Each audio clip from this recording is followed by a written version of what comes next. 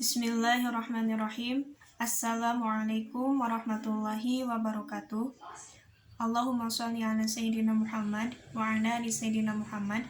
Perkenalkan, nama saya Delia Dwi Putri. Saya mahasiswi dari jurusan Pendidikan Bahasa Arab kelas A semester 2. Di sini saya akan memaparkan jawaban hasil dari ujian akhir semester mata kuliah Pendidikan Kewarganegaraan dengan dosen pengampu Dr. Haji Toto Mustafa Ahmad MPDL dan Yudi Irfan Daniel HSOS IMAG. Pertanyaan yang pertama yaitu, bila kita berbicara tentang HAM di Indonesia, maka akan berkaitan dengan nilai-nilai yang terkandung dalam budaya bangsa dan agama Islam. Terkadang bisa dikatakan sejalan atau selaras, namun bisa juga bertentangan. Pertanyaannya, di mana letak keselarasan dan pertentangan antara HAM dan agama? Coba jelaskan dengan singkat dan berikan contohnya. Jawabannya yaitu, manusia mempunyai posisi yang tinggi dalam kosmologi. Secara proporsional, ia harus diperlakukan pada posisi yang mulia. Dikutip Abdul Majid AS tahun 2002 halaman 3. Terlepas dari latar belakang etnik, agama, maupun politik, Allah telah menganugerahkan pada manusia 3 kemuliaan karomah, yaitu yang pertama, ada karomah fardiyah atau kemuliaan individu, yang berarti bahwa Islam melindungi aspek-aspek kehidupan manusia, baik aspek spiritual maupun aspek material. Yang kedua, karomah ijtimaiyah atau kemuliaan kolektif, yang berarti bahwa Islam menjamin sepenuhnya persamaan di antara individu-individu. Yang ketiga, yaitu karomah siyasiyah atau kemuliaan politik, yaitu Islam memberi hak politik kepada individu untuk memilih atau dipilih pada posisi politik. Dikutip Asy-Syafi'i Ma'arif tahun 1987 halaman 130. Dalam kaitannya tentang persamaan hak dan kedudukan, Al-Quran telah mengantisipasinya dengan salah satu ayat yang menyatakan bahwa yang paling mulia di sisi Allah adalah yang paling takwa.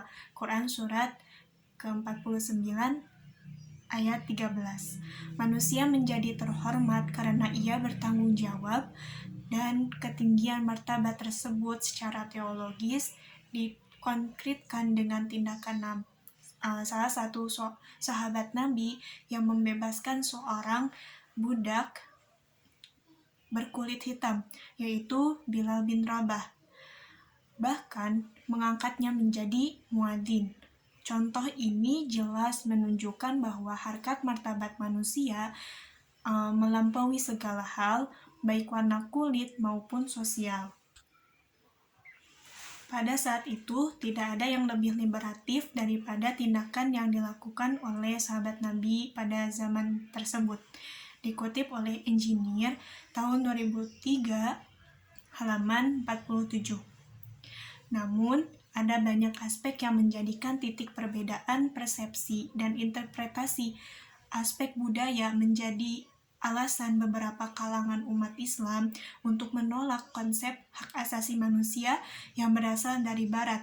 Perbedaan ini mencakup interpretasi berkaitan dengan kebebasan, persamaan, dan keadilan. Prinsip kebebasan merupakan prinsip dasar dalam Islam dan HAM Barat.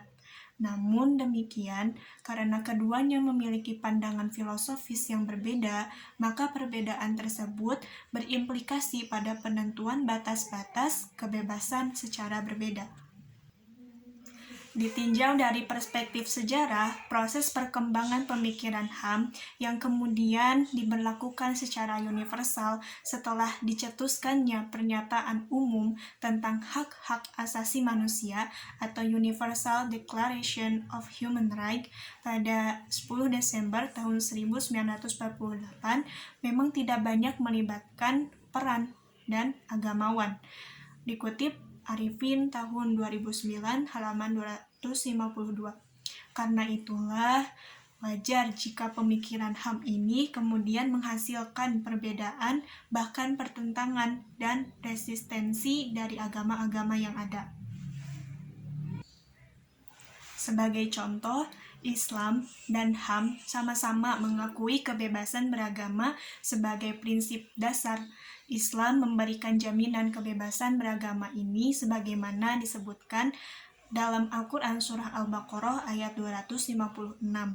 Interpretasi kebebasan dalam Al-Quran tersebut terimplementasi dalam dokumen UIDHR tahun 1981 artikel 10 yang berbunyi setiap orang mempunyai hak untuk mengikuti hati nurani dan beribadah sesuai dengan agama yang diyakininya.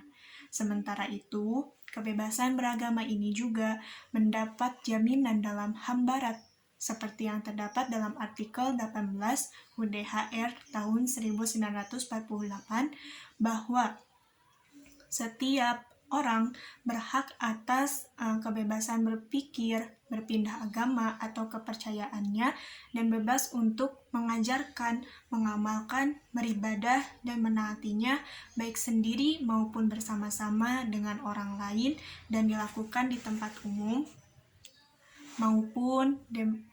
maupun di rumah sendiri. Pertanyaan yang kedua, demokrasi menurut Montesquieu diartikan sebagai kekuasaan negara yang dijalankan oleh 3 lembaga berbeda, lembaga legislatif, eksekutif, dan yudikatif. Masing-masing institusi tersebut harus berdiri secara independen tanpa dipengaruhi institusi lain sehingga tidak mengganggu kinerjanya. Jelaskan bagaimana relasi di antara 3 lembaga legislatif, eksekutif, dan yudikatif dalam mencapai tujuan nasional. Menurut Montesquieu, 3 cabang kekuasaan tersebut memiliki fungsi masing-masing. Kekuasaan legislatif sebagai pembuat undang-undang, kekuasaan eksekutif yang melaksanakan atau menerapkan undang-undang, dan kekuasaan yudisial untuk menghakimi. Dikutip dari As-Siddiqi tahun 2009, halaman 238. Untuk memetakan definisi separation of power, Marshall yang dikutip As-Siddiqi tahun 2010 halaman 289 sampai 290 memberikan ciri-ciri pemisahan kekuasaan ke dalam 5 hal. Yakni yang pertama, doktrin pemisahan kekuasaan itu bersifat membedakan fungsi-fungsi legislatif, eksekutif, dan yudisial, yang dalam pelaksanaannya aturan tersebut untuk menyelesaikan konflik atau perselisihan. Kedua, doktrin pemisahan kekuasaan menghendaki orang yang sedang berkuasa pada salah satu cabang kekuasaan tidak melakukan rangkap jabatan walau dalam sistem pemerintahan parlementer itu tak pernah konsisten dilaksanakan. Yang ketiga, doktrin pemisahan kekuasaan juga menentukan bahwa masing-masing cabang kekuasaan tidak boleh saling campur aduk terhadap kegiatan cabang kekuasaan lain, sehingga masing-masing cabang kekuasaan dapat independen. Yang keempat, dalam doktrin pemisahan kekuasaan harus terdapat check and balance. Setiap cabang kekuasaan harus melakukan pengawasan untuk menjaga keseimbangan antar kekuasaan negara. Yang kelima, semua cabang kekuasaan memiliki kesetaraan dan memiliki kedudukan yang sederajat sehingga dapat melaksanakan koordinasi dengan baik. Undang-Undang Dasar Negara Republik Indonesia tahun 1945 atau UUD 1945 sendiri sudah mengatur tentang sistem ketatanegaraan Indonesia sebagai dasar dalam penyelenggaraan kekuasaan negara. Pengaturan ketatanegaraan tersebut tidak lain untuk memberikan batasan kewenangan kepada masing-masing cabang kekuasaan yang ada supaya cita-cita negara dapat terwujud dengan baik sesuai dengan keinginan dari pendiri bangsa. Pertanyaan ketiga. Menurut Dawam Raharjo, konsep masyarakat madani mengandung 3 hal. Yang pertama yaitu agama sebagai sumbernya, peradaban sebagai prosesnya, dan masyarakat kota sebagai hasilnya. Pertanyaannya, apakah konsep tersebut sesuai dengan model masyarakat kota yang dibangun oleh Nabi Muhammad SAW di Madinah? Menurut Dawam Raharjo, pengertian masyarakat madani mengacu kepada integrasi umat atau masyarakat. Gambaran itu misalnya terlihat melalui wujud Nahdlatul Ulama dan Muhammadiyah. Dalam konteks ini, masyarakat madani lebih mengacu pada penciptaan peradaban yang mengacu kepada ad-din, at-tamadun, atau al-Madinah, yang secara harfiah berarti kota.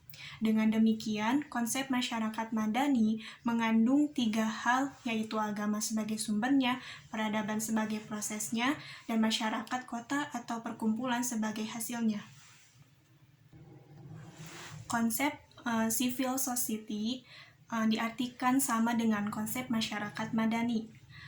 Diambil dari di mana sistem sosial yang ada dalam masyarakat madani diambil dari sejarah Nabi Muhammad sebagai pemimpin ketika itu yang membangun peradaban tinggi dengan mendirikan negara, kota Madinah, dan meletakkan dasar-dasarnya masyarakat madani dengan menggariskan ketentuan untuk hidup bersama dalam suatu dokumen yang dikenal dengan Piagam Madinah atau Mitsaq al-Madinah.